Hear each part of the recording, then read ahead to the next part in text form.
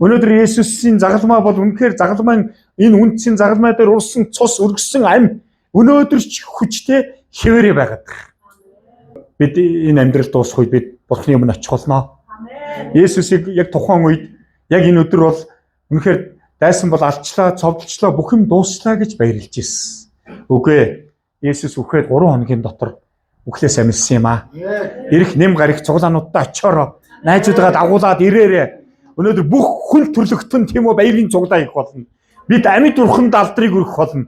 Өнөөдөр эзэн үгээрээ дамжуулан, сүнсээрээ дамжуулан тэнгэрт тэнд бас баяр болчих. Тэр сонсон, тэр харна, тэр ярина, тэр санаа тавина.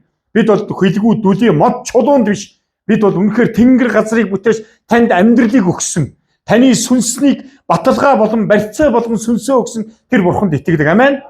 Агалдагч нар 3 хоногийн дараа нас урсан үнэхээр өөрхөн эзэн Есүсийн хадан булшийг эргээд очих үед үнэхээр тэнд тэнгэрч гарч ирээд ирэх үед тэд нар айсан. Бүү аа гэж хэлсэн. Тэр хэлснээрээ амилсан. Та нар амьд нэгнийг үхсдийн газар юунд хайна вэ гэж хэлсэн. Хадан булш үхэлж Есүсийг хадгалж чадаагүй юм аа. Яагаад? Есүс гэрэл байсан учраас харанхуй гэрэлдсэн.